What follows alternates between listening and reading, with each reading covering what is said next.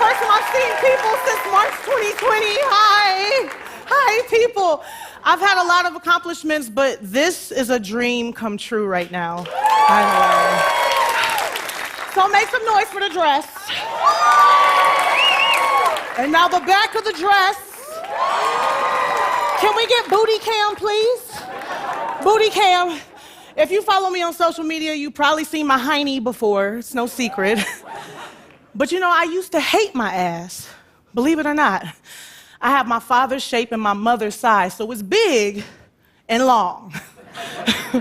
I used to think that only asses like J-Lo's or Beyonce's could be famous. I never thought that could happen to me. I always felt like my body type wasn't the right one or the desirable one growing up. Because I grew up in an era where having a big ass wasn't mainstream. I grew up watching movies where women were like, does my ass look fat in this? Like it was a bad thing. I felt like the ass odds were against me, but baby, this badonkadonk was going places.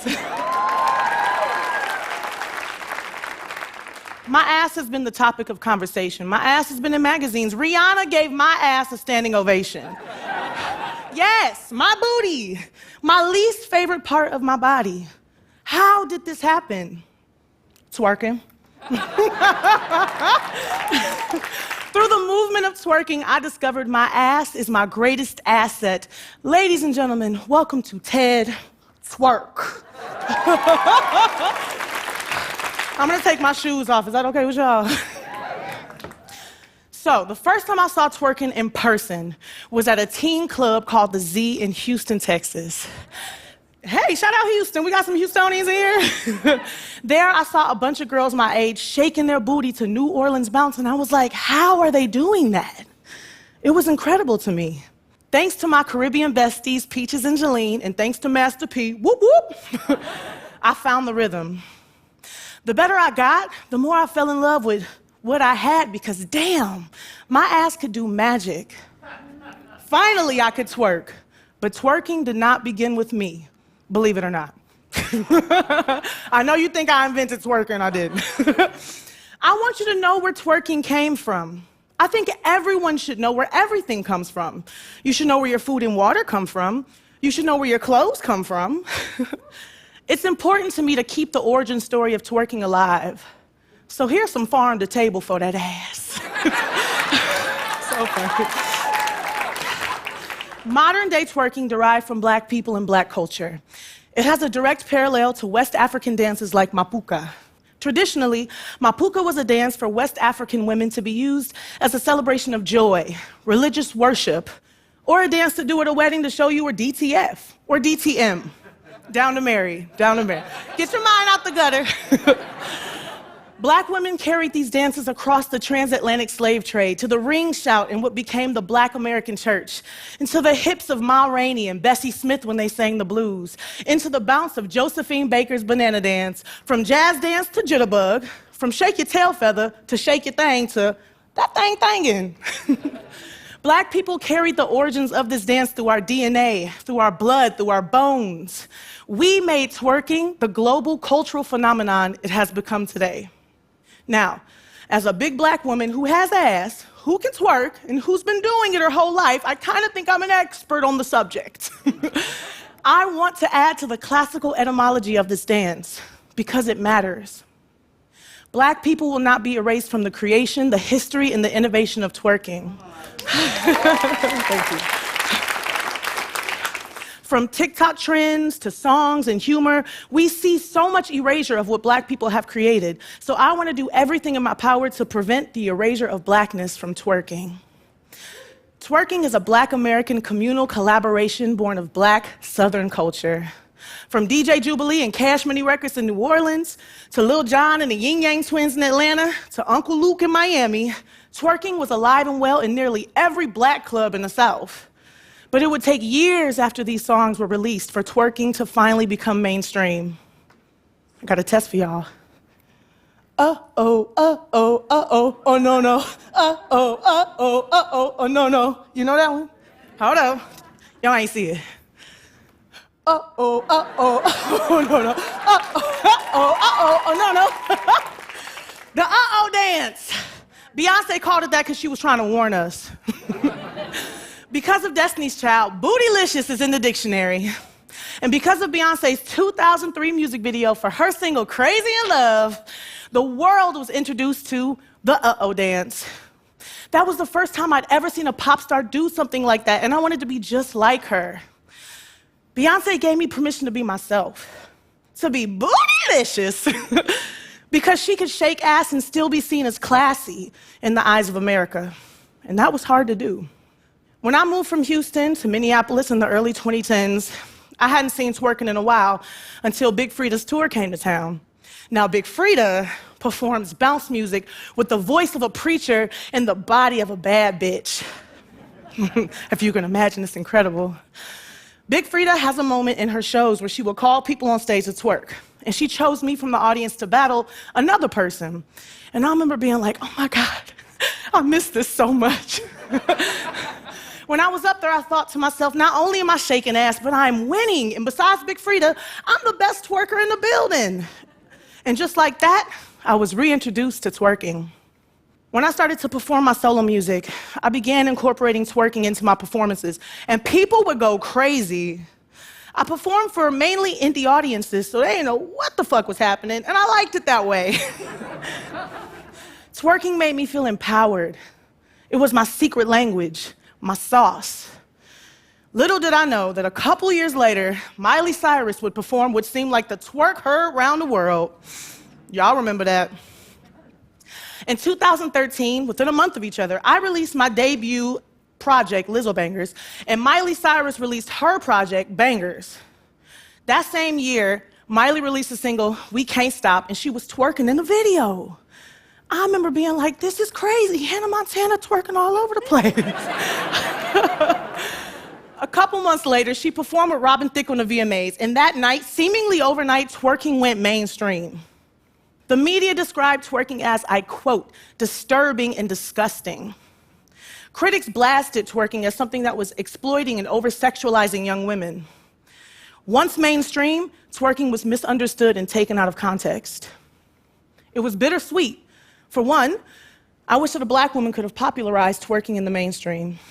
But on the other end, twerking going mainstream played a role in the rise of my profile and my career. Listen. Everything that black people create, from fashion to music to the way we talk, is co-opted, appropriated, and taken by pop culture.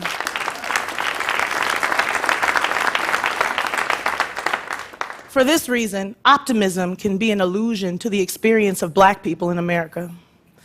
In this TED Talk, I'm not trying to gatekeep, but I'm definitely trying to let you know who built the damn gate.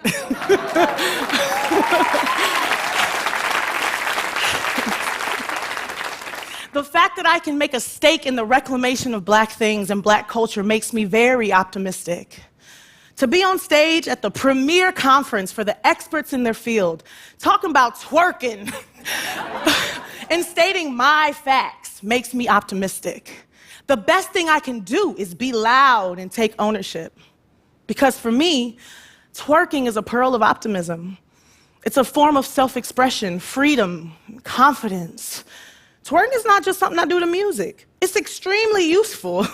It manifests in my life in ways that I need more joy. In the mornings, twerking leads me to stretching and taking care of my body. I bend over and I isolate my cheeks. I'm in downward dog. Namaste. Sometimes I put on a song and I shake ass and immediately I'm in love with myself. And not just self-love. I mean like, okay, Lizzo, what's your number? I would do me. But it's not just sexual. It's not. Twerking is a deep, soulful, spiritual practice. It's hip-opening. It's empowering. When performed as the mapuka, it's said to connect you to God. It's sacred. And now we're practicing that on mainstream stages. We're practicing that at home. And it's contributing to the liberation of women and people around the world. Twerking is good for humanity. 40 years ago, when black and brown people in New York invented breakdancing, it was villainized. Mainstream media weaponized breakdancing by connecting it to gang activity and violence. As an art form and subculture, it wasn't taken seriously. Fast forward to today, breakdancing is now an Olympic sport. What will be the future of twerking? Russian ballet dancers are twerking. Have you seen it? They be like this. Y'all think I'm playing. They out there like, doo-doo-doo-doo. Can we clear Tchaikovsky? Will we see twerking as an Olympic sport one day? And will Black people still be part of it? I'm proud to be a twerk pioneer. I'm grateful for the asses that came before me. All hail Beyonce, Nicki Minaj, from Betty Boop to Buffy the Body. When I shake this ass, I do it for the culture, not the vulture. For me, twerking ain't a trend. My body is not a trend. I twerk for the strippers, for the video vixens, for the church ladies who shout, for the sex workers. I twerk because Black women are undeniable. I twerk for my ancestors, for sexual liberation, for my bitches, hey girl, because I can, because I know I look good. I twerk because it's unique to the Black experience. It's unique to my culture, and it means something real to me. I twerk because I'm talented.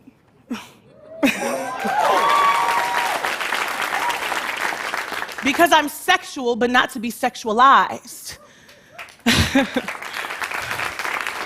I twerk to own my power, to reclaim my Blackness, my culture.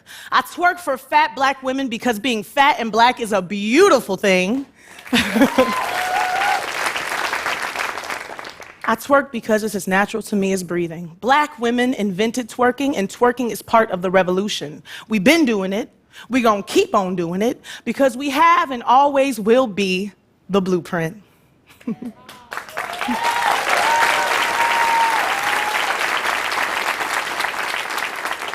We twerk to remind ourselves we here and we ain't going nowhere.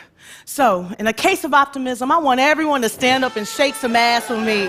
Are y'all ready? Come on, y'all. I've been waiting for this one. All right, I'm gonna show you how to do it. Pop, pop, pop, pop, pop. We going in a circle now. Hey, hey, hey.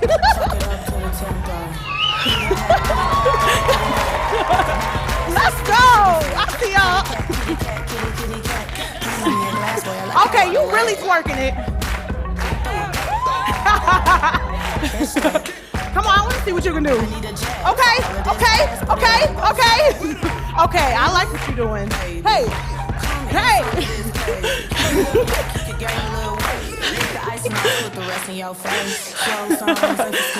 Thank you so much, TED Talk.